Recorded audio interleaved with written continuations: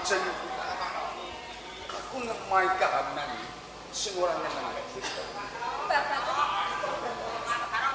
Dadekke kawruhanan Yanji Raja. Yang kalungguhan iki Rama Jaya Katwang kelakon bedah Praja Singasari.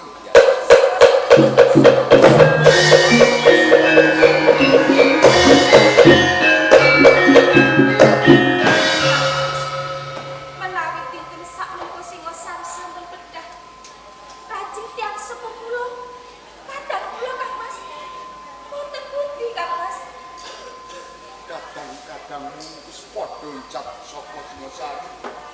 Rama Kertanegara gugur ing palagan biasa.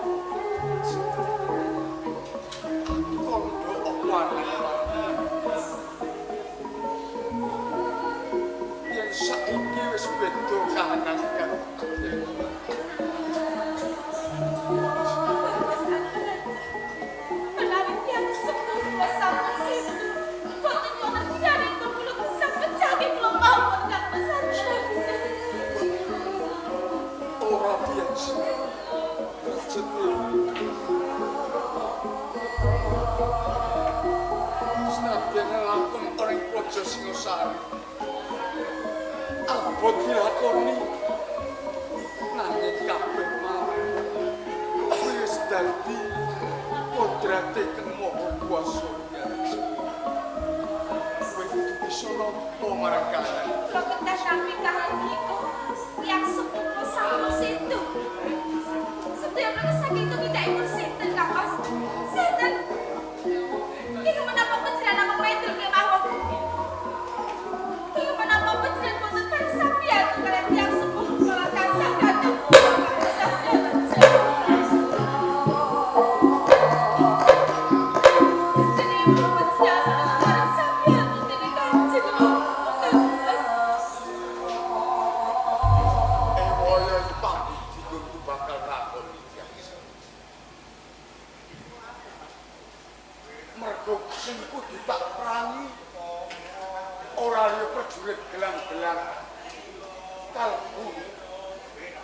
Romo Adipati Jaya.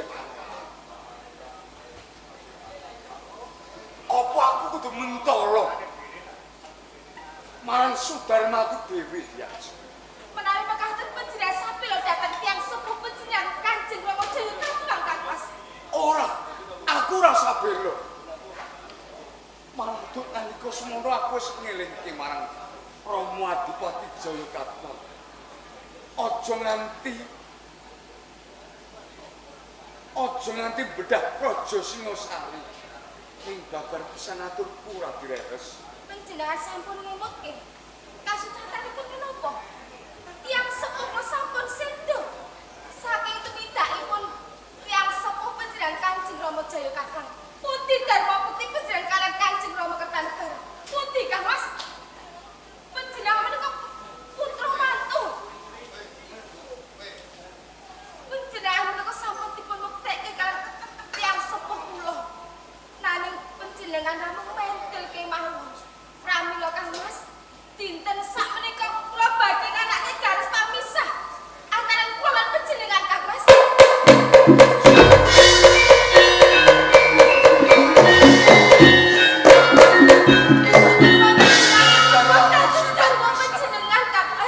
Kowe karo aku sing tak tresnani, Raja Dewi. Tresno, panjenengan tresno kaliyan kula. Menapa niki? Buktinipun tresno panjenengan kaliyan kula Kang Mas.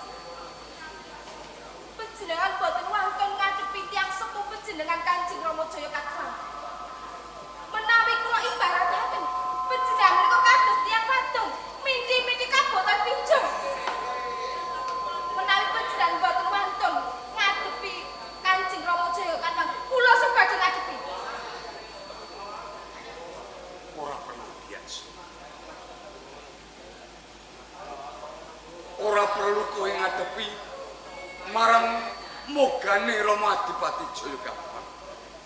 Pancen perkara iki aku sing luput. Aku diparingi kamukten lan kanikmatan urip dening Rama Swargi Kertaregara. Nanging aku ora bisa tumindak apa. Ya. Yo, dia Jeng Raja. Kalungguhan iki rungokke tembung. Kanggo mbuktekke wong jagat Singasari. Aku Aldaraja akan ngrungkepi bumi Singasari.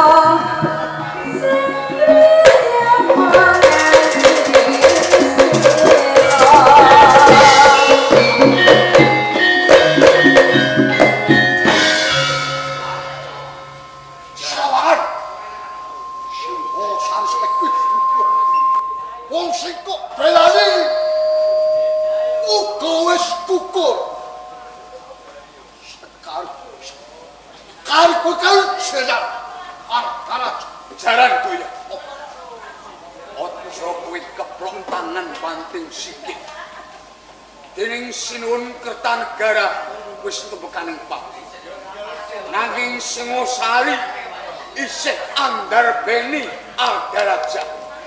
Ayo, buktekke kowe apa aku sing ati. Kowe sing bongko. Nyawamu ora tanganku sing.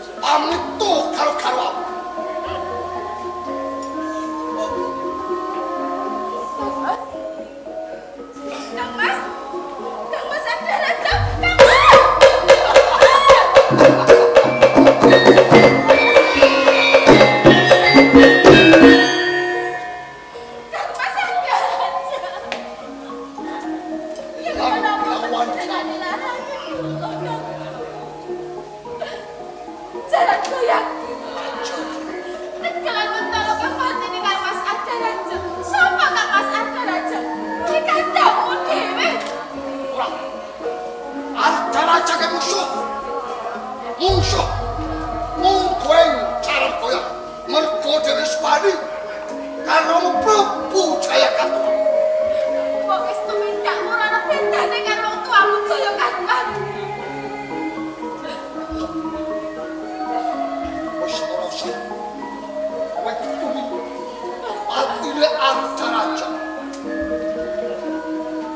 Lihatno patune Arjaraja. Lilakno. Kang Mas Arjaraja garwaku sing banget tak tresnani. Aku kudu lilo dan Kang Mas Arjaraja kok kakek dalam pengarepanku. Ojo nganti kekes atimu perkara kowe tikal mati kelawan Arjaraja. Sanggup ngayomi karo kowe. Sanggup ngayomi karo aku. Rasa dadak kurang ajar.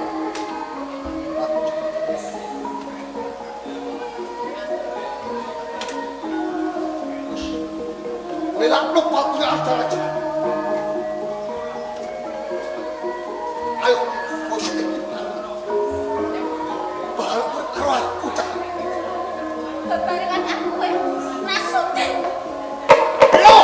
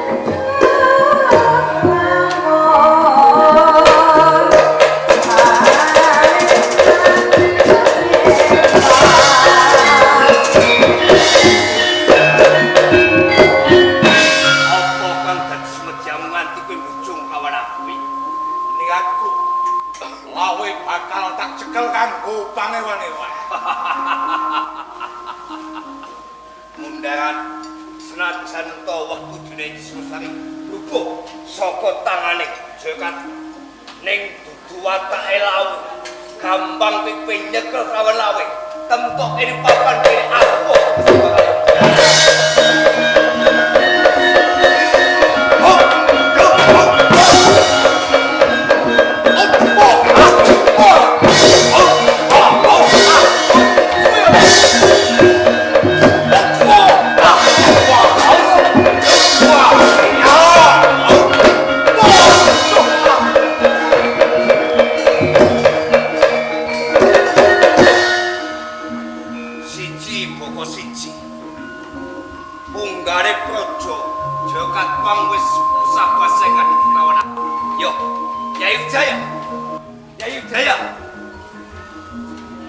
cedak lawan luka kaya.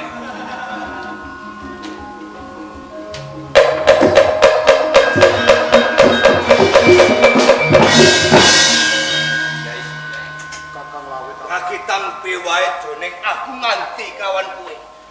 Ninggalake saka ing pendopo Agung Singosari rikalaning Paman Jokat Panglan sawadya balane Drobyok. Larang Sinuwun Prabu Kertanegara. Ning papan kene aku entuk dawuhe Kanjeng Rama Ayawiraja. Aku ngerti kabeh penelangsamu sakwise kapisahke lawan garwamu ya Yayi Dewi Gayatri sak temah kekes ati nanging Yayi begi minangka satriya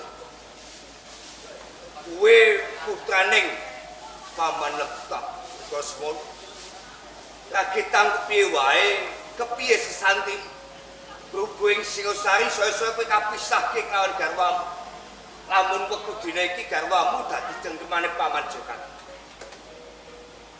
Kakang Lawe Kaya menapa ing mangkenipun lamun kula nyuwun wangsulipun garwa kula kaya. Menapa sedaya wau saged kalampah bisa kelakon ya. Ning ana pitupun jumbuh apa kang dadi pangandikane Kanjeng Rama Arya Wiraraja.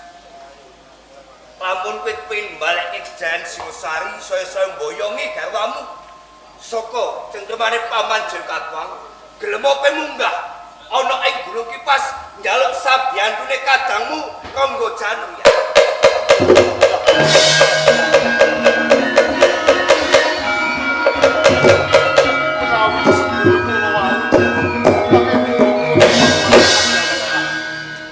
Kang supados kula nyuwun sabyanku kalih Kang Mas Rangga Janung. Iya. Kula badhe minggah wonten ing Gunung Kipas nyuwun sabyantunipun Kang Mas Rangga. Kaya ngono. Rakitan piwae gedhe santi mulyane Wijaya mulyane Lawu. Lamun kowe tumeka ana ing Gunung Kipas, aku bakal negake karo laku, bakal tak abati saka kadohan. Ayo. Bakal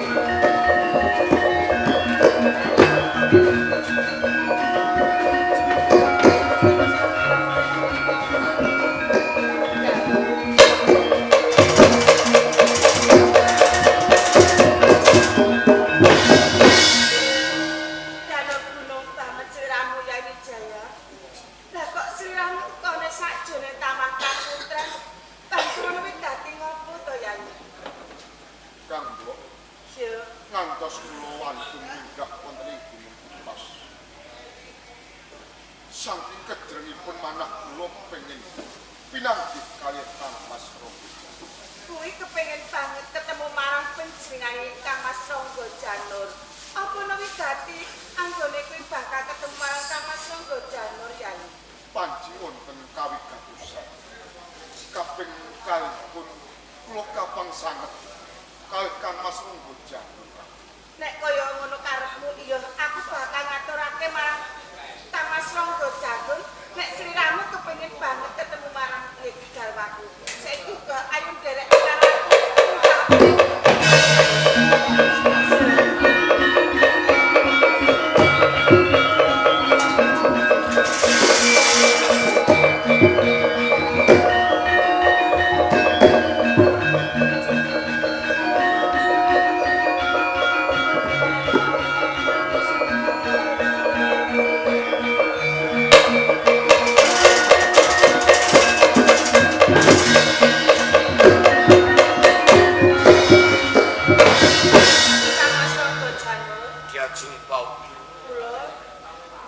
Sajak kesandung-sandung konmu lumaku soyo-soyo aku ora ngersakake yen sira ngadhep ana ing pangarsaku ning kene apa yen sira wani ngadhep ana ing ngersakku. Ngapunten Kang Mas, kantos kula wonten ngadhep wonten panjenengan dalem. Amargi nembe kula cemondhok wonten ing dalem taman kaputren karuan dening Kyai Wijaya. Ngendika kalih kadang panjenengan kepengin sanget pinanggih kalih Kang Mas Rangga Janur. Ana tamu Wijaya munggah ning Gunung Kipas.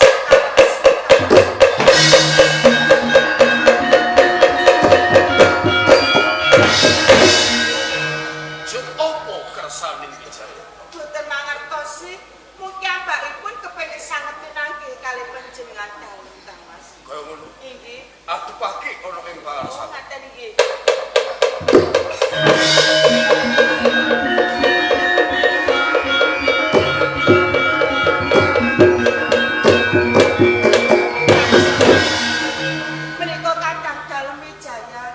sakmenika kula badhe wonten ing pakumpulan badhe ndamel unjukan Kang.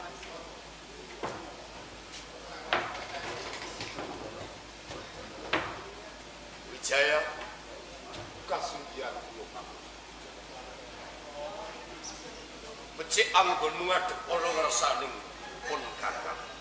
Pikantuk bekaso pangestu panjenengan. Anggen kula minggah wonten ing Gunung Kipas. Kalisipun sambikala alas Syukur bagi yen to ora ana alangan sawiji apa. namung pujo pangestu kula unjuk nasa panjenengan. Dak tampa gawe bungah ana ing sajroning ati. Nganti jingin sira karo-royo ngadhep ana ing pangarsaku. Munggah ana ing Gunung Kipas. Apa to pancen ana wigati tumraping kapribaden apa dening ana gandeng jenenge kelawan Rangga Janur. Nuwun pangapunten sadèrèngipun Kakang. Ngantos kula ngadhep wonten isuk panjenengan. Sepindah kula kapang sanget kalih kapan. Kaping kalih ndungkap bedahipun wonten ing Singosari. Parah wedal sak mangke garwa kula Gayat. Sampun kaboyong wonten ing astanipun Pamarga. Mila kagem saben kula temutan kalih garwa kula kekes raosipun dados satemah kula kepengin sanget wangsulipun garwa kula Gayat. Mila kagem kula nyuwun senjata pitulungan dhateng Kang Mas Rangga Janur. Kersa Kang Mas Rangga Janur mangsulaken garwa kula pun Gayat. Njaluk balining Gayatri.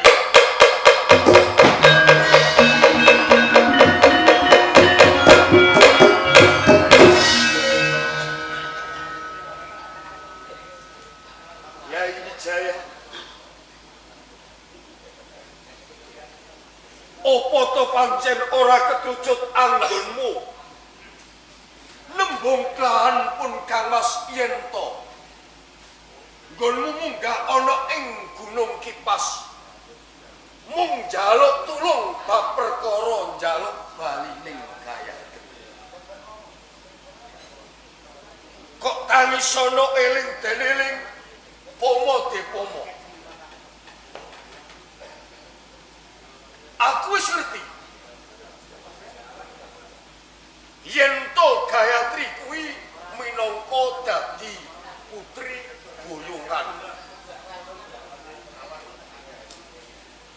saka ing Singosari den boyong ana ing Kediri.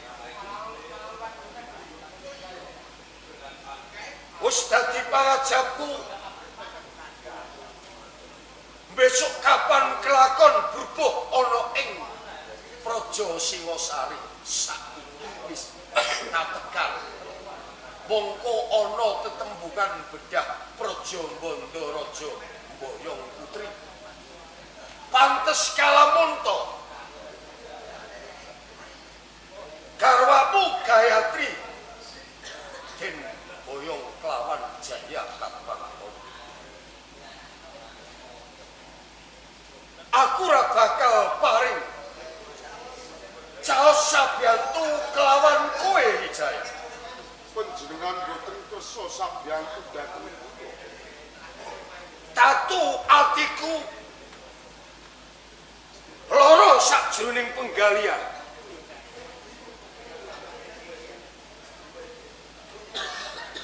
Alam nalika semono sing sira mukti ana ing Praja Singasari. Satma kuwi dadi putra mantu. Ana ing Praja Singasari mantuning Kertanegara. Kuwi lali kelawan Rangga Janur sapa sejatining Rangga Janur? Saya-saya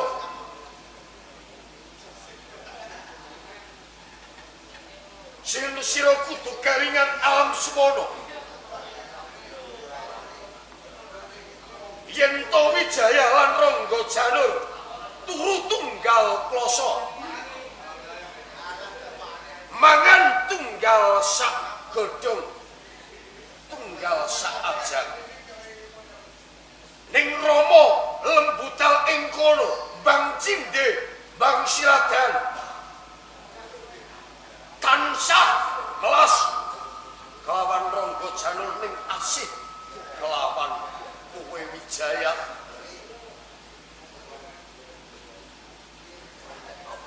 Mula saka kowe aku ora bisa nglalekake bab perkara iki. Kamuktenmu ana ing Praja Singasari alam semono. Apa kowe kelingan?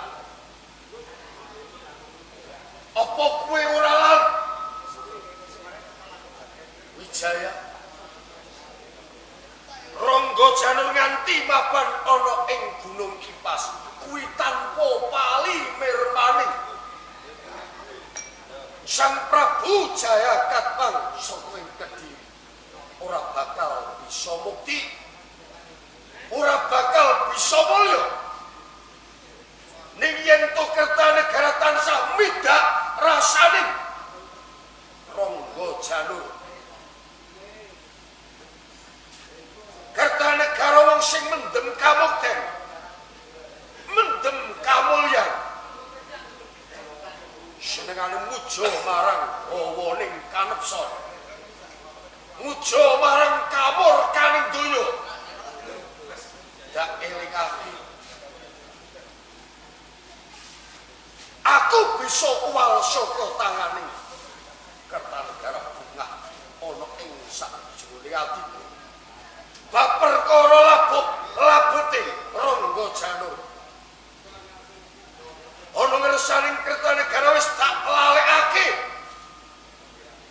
Ning saiki kowe teko tangis ana ing pengarepanku njaluk bali ing Gayatri Segara.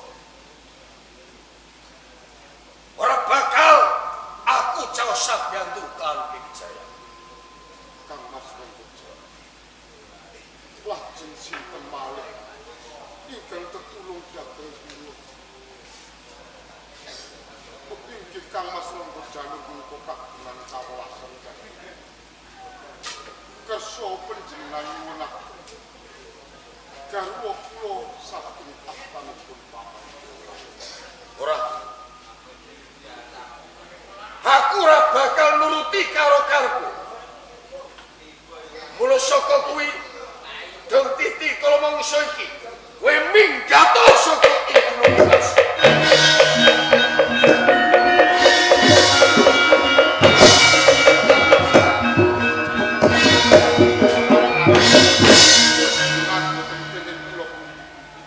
Lan boten kenging kula ajeng pedah menapa ngantos kula deku-deku wonten ing pikajengan panjenengan sampun menawi boten kersa sabyantu dhateng kula boten dhateng Minggato Wijaya.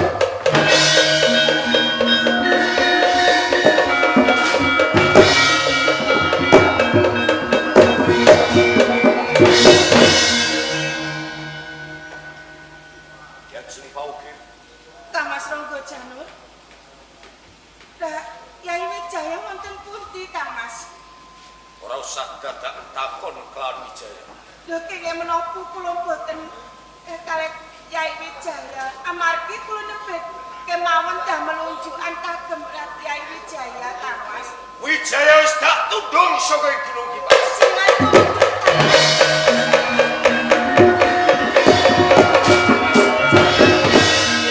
Kepatanipun menapa Yai Wijaya ngantos panjenengan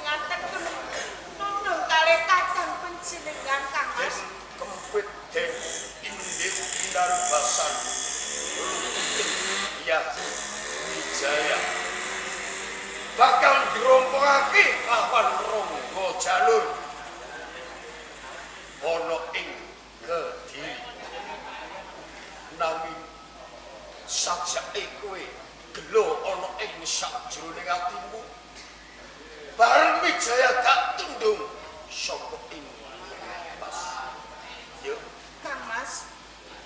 Ateges kula menika ketun ing penggal kula menika mboten ning kula gadhah kawelasan kalih Kyai Wijaya. Ngendika rikala semanten kepengin sanget pinanggih kalih panjenengan. Lajeng menapa pikajenganipun Kyai Wijaya rak kadung panjenengan sapian to Kang Mas. yo. Paukir. Apa to pancen welasmu kelawan Wijaya kuwi tumus? Yanti tumekaning batin ora mung tata gelar lain. Nek ngono aku ngerti bisa nyokro sak tenaning kowe sik tresna kelawan Wijaya. Boten Kang Mas. Padha panjenengan menika lebat menawi kula tasih gadhah tresna kalih Kyai Wijaya. Tak rikala semanten kula tasih ing sakmenika kula boten Ning tresna. kene apa ora?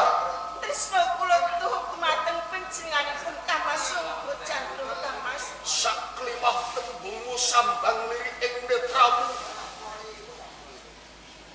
Rasa kang ngucap saka ing latiku ora bisa nutupi marang tresnamu kelawan Wijaya. Bareng jeneng sira keprungu yen to Wijaya tak tundung saka ing Gunung Kipas. Gelo atimu kaya dening nangis sakjroning penggalianmu. Nek pancen kowe ora tresna kan Rangga Jalur. Nek pancen kowe tresna kan Wijaya, ya ora dadi apa. Saestu kula tresna kalih panjenengan Kang Mas. Boten tresna kalih kadang dalem sakmenika Kang Mas. Ning kasunyataning tresnamu kelawan aku mung tata gelar lair, ning batinmu tresna kelawan Wijaya. Saestu Kang Mas. Menapa panjenengan boten pitados kalih ngendika kula Kang Mas Rangga Jalur? Ora, aku ora percaya. Paukir, Kula Kang Mas Rangga Jalur. tinimbang kowe nyaripet anggon kulmaku pinaribasan, minggato sing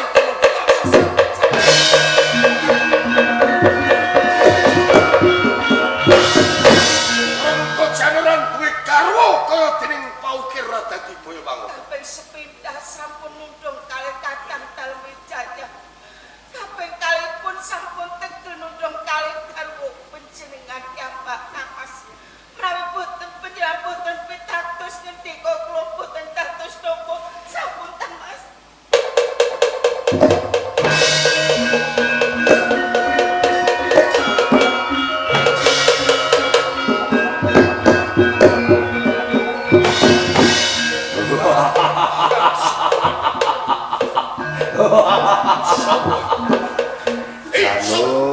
Janur jebul kowe menungso kang wengis, menungso kang edan pangkat lan derajat kowe Janur. Yo mamak mripatmu sapa dia ayo Paukir kae lan sapa Wijaya ora liya kadangmu ning kene Wijaya deku-deku munggah ana ing Gunung Kipas mung sak temah njaluk sabiyantumu njaluk garwane Gayatri saka Jakarta. Dene semono kowe ra eweh pitulungan. Ya ora dadi boyo pangop. Rangga Jalur. Nek pancen kowe rasa biantung kadangmu Wijaya, iki lho aku lawe ora trimo aduk ora aku.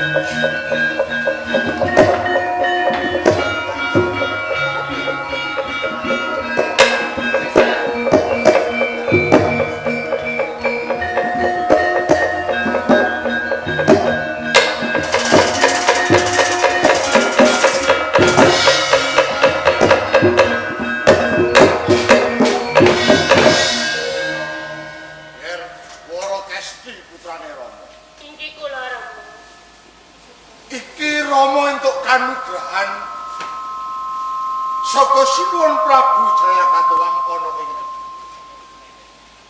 sakwise Brubuk Singasari pun Rama diangkat minangka dadi patih ana ing kraton Kediri Kapara Wara Kesti bakal dijodhokake kelawan Segara Wirotan. Ra wis ngerti to? Aku ngerti. Nek Segara Wirotan wis nate cedhak kelawan Warakes. Kanjeng Rama. Menawi kula dipun jodhokaken pun dhateng Segara Wirotan. Kula kinten sedaya menika pun badhe kelampah. Ora kelakon. Lah perkarane apa, Ken? Awit kula menika mboten tresna pun dhateng Segara Wirotan, Rama. Yen perkara tresna kuwi gampang. Waton Warakesti saben dina gelem cedhak kelawan Segara Wirotan, Rama mesti oke. Mesti bakal nuwuhake rasa tresna. Menika lak nggih saking kersanipun panjenengan. Pun sinaosa kados pundi saben dinten mun kula menika tansah cecaketan pun dhateng Segara Wirotan. Kula kinten nggih mboten badhe kelampah. Warakesti, Kanthi sanget pun dhateng. kowe mbantah karo wong tuwa ya. Warakesti, suwargane wong tuwa kuwi nek ana anak sing bangun miturut kelawan dawe wong tuwa, kuwi suwargane wong tuwa. Ning kene Warakesti babar pisan ora mituhu kandhane wong tuwa. Apa ngono kuwi wis bener tumrap anak karo wong tuwa? Nanging Rama, menawi to Kanjeng Rama tasih meksa pun dhateng Warakesti. Becik mung Warakesti temekanipun pati kemawon, Rama. Piye?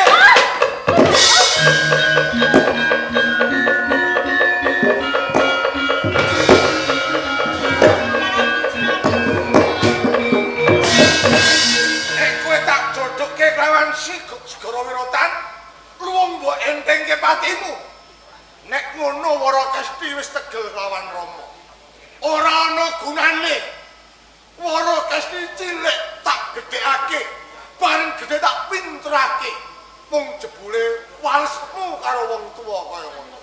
Warakesti, nek kowe ora gelem nuruti apa sing dadi karepe Rama, kowe minggat saka kepatihan.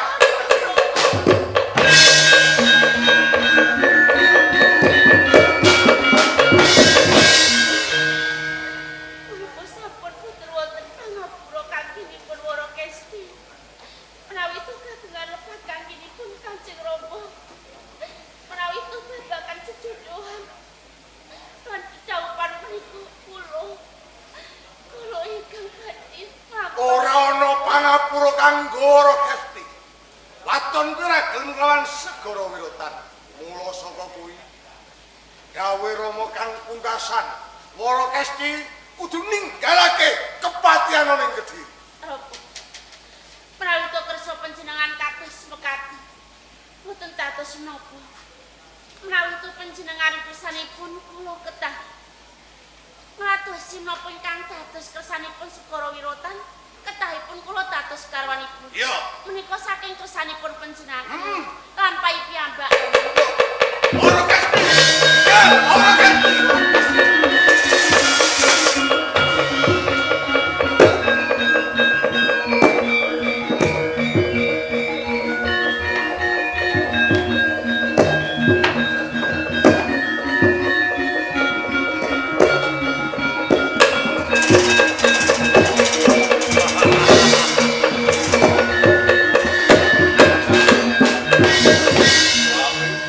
Jebul gegermu wong lanang ning pindhane wong wadon kang pinjungan mindi-mindi. Apa kaya ngono? Apa kaya ngono kuwi? Janjimu rikala semono prasapa lawan Wijaya. Ana mulyane Wijaya, mulyane Rangga Janur, mulyane Lawu. ning kasunyataning tinemu kosok balik Kok rekasamu Pungkasaning Wijaya, aku ora melu rekoso saiki mergo kamulyanku wis tak temoho. Mula saka kuwi lawi Bagus Janur. kowe wis wani kelawan Rangga Janur. Suaramu wis kaya dening bledhek nyamber-nyamber nantang klan Rangga Janur. Pancen tak temoho. Bahkan lima. Hati menungso aja mulih ngaji. Yo. Umpama kowe lali aku sing bakal ngelingan. Sadurunge kebacut kabeh tumindak. Aku ora lali. Apa kira kelingan patine lembutan? Sopo kang ganteni minangka wong tuane Wijaya? Lali omong kowe. Ning apa kowe ngene iki? Aku ngerti kamulyane uripmu. Mergo kowe menungso kang licik. Saben geger ana ing Singosari. Kowe ngatulake dharma bektimu ana ing ngisane Sinuwun Prabu Kertanegara Swarga. Mergo apa? Kowe wedi perang. Kowe wedi lamun kowe dadi panurbanan ana ing satengahe Karanggon. Aku ora jirih, aku ora wedi Kasunyatane perkara Rama Lembutambal Cindembang Siladan asih kelawan Wijaya ning ora welas kelawan aku. Kula saka kuwi wis dadi pantu-antu patine Rama Lembutambal. Aku ora ketun, ora ketun. kaya ya napa aku ngelingi kawan napa aku lawe ngajeni kawan Rangga Janur padha-padha Senopati kang pinunjul ana ing Singosari ning papan kene sisan gawe aku nantang kawan temtoke lamun kowe rasa bela kawan Dian Wijaya aku lawe kang bakal sabelo sampeyan Luput paling kamu aku mati. Aduh.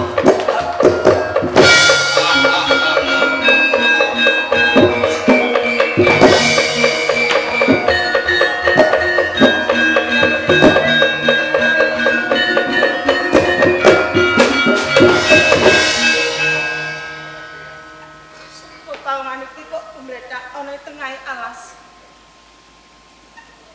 Duh, kuwi yang ilang.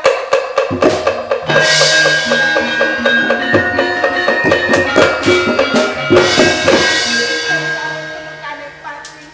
Banjur sapa sing mateni Mayai Lawi?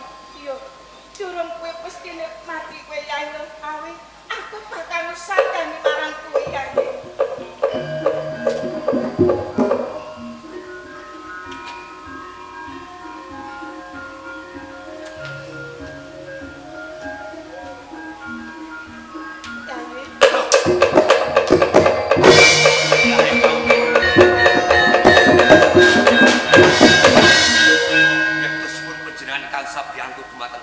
Pancen aku ngerti lagi kowe kemletak ana papan kene. Rumahsaku kowe durung temekane pati malas mati Yai. Iya, nilai guru panuwun buat jangan kanggo Yai. Iya. Banjur sapa sing temindak nganti kowe temekane pati Yai Lawi? Ngantos kula tatuaran Kanjeng Kang Kasengat mergi sedaya menika. Kula sabela kelawan Dian Wijaya. Sedaya menika saking tumindakipun Kang Mas Rojan. Kang Mas Rangga Janur sing wanitani marang kowe Yai. Pancen boten sisi, Kanggo. Kaya kepiye Yai? Kula mangertos rikalaning Dian Wijaya menika minggah wonten ing Gunung Kipas. Kula menika nglapat lawan lampunipun Dian Wijaya. Satemah kula mangertosi bilih panjenengan menika sampun katundhung saka ing Gunung Kipas. Sedaya menika panjenengan dilakpo. Lamun panjenengan menika nggadahi tresna kelawan Dian Wijaya. Pancen kaya ngono Yai. Satemah kula kepengin sabela kelawan panjenengan saya kula saged ngemutake pakartinipun Rangga Janur. Nanging piye Yai? dene semanten kula menika mboten pramila Kanggo. Kula nyuwun sanget dhumateng panjenengan. Yetosipun Kang Mas Rangga Janur ngantos dadi agul-aguling senopati ana ing gelang-gelang dipitaya kelawan Jayakatwa. Piyambakipun menika nggadahi piandel menapa? Dadi ora ngerti kabeh. Duweni piandel marang Kang Mas Rangga Janur kuwi Yai.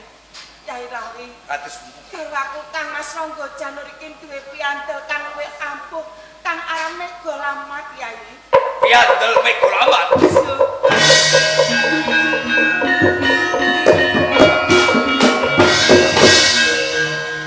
Sisan damel kula badhe walaka dumateng Gusti. Apa sing mbok karep? Sarene panjenengan menika wedal sak mangke sampun katundung. Kawan Rangga Janur saka ing Gunung Kipas. Kula namung kepengin ngemutake pakartinipun Rangga Janur. Kula nuwun kanthi sanget sabiyantu panjenengan kang supados panjenengan menika kersa nyidra ananing Megolamat saka tangane garwa panjenengan. Aku kudu nyidra anane tumbak Megolamat. Inggih, sedaya menika kangge piranti anggenipun kula ngemutake kawan garwa panjenengan. Yo, apa to kaya ngopo Yai? Aku bakal tumindak ya iki nyidra anane tumbak Megolamat.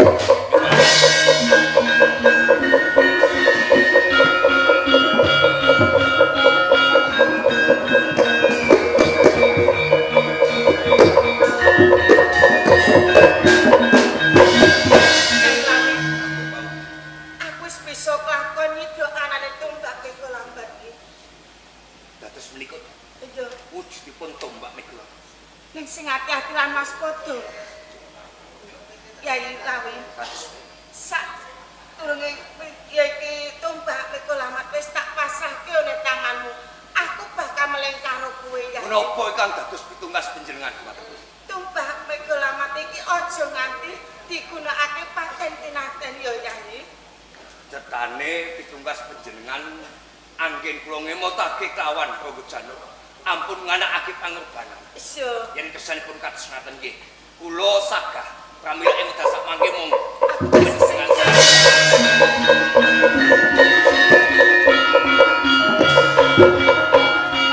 Rangga Janur. Aja enak tampe enak. Kowe bisa gawe taduaran kancang. Pisan maneh aku lawe nantang kawan kowe Rangga Janur. Sapa iki?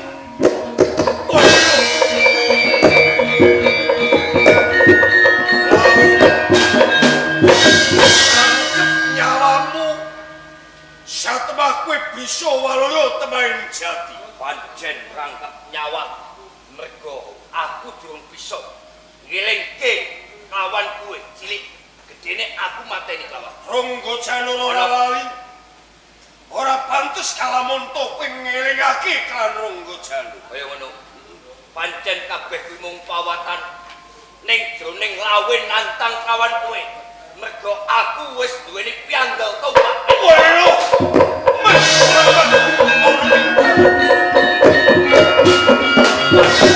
Rangga Janur ning papan kene lamun kowe ngeman kawan nyawam, ayo bareng-bareng sabiyantu Prabu Wijaya. Ora Nggih, tak jaluk Megolamat saka ing tangan. kaya ngono. Pasrahke kelawan Lamun kowe kuwi njaluk wujude Megolamat saka ing tangan bakal tak lungah nanging lamun kowe bisa nglangkai kawan bangkeku.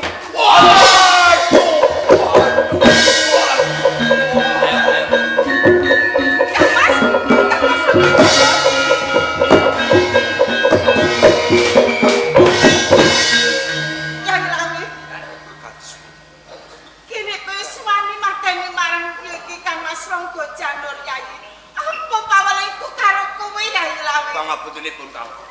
Ngantos agungipun kula merjepati kelawan garwa panjenengan nggih Rangga Janur. Mergi kiyambakipun menika tansah wangkut. Boten sabela kawan Dian Wijaya anggenipun pen mangsulake kejan. Nek aku ora wis weling karo kowe, nganti tumbak Megolamat wis tak pasrahke kowe aja nganti nganakake pangorbanan. Kene ngopo nganti garwaku wis temekane pati saka tangan. Menika sampun kelampahan Kang. Ampun getuni lelampahan menika. Nggih, kula ngrumasi lepat kula menika sampun terjepati kelawan garwa kejan. Yai Lawi, Kados senajan wong aku atiku lara mergo aku katundung marang Kang Mas Rangga Janur. Ning saiki temekane pati aku atiku lara saka tumindak tanganmu Yai lajeng Lawi. panjenengan badhe menapa? Yai Lawi, eling-eling eling. Garwaku wis temekan mati saka ing tanganku. Tanganmu bisa wis nesta karo Kang Mas. Kanggo Pak.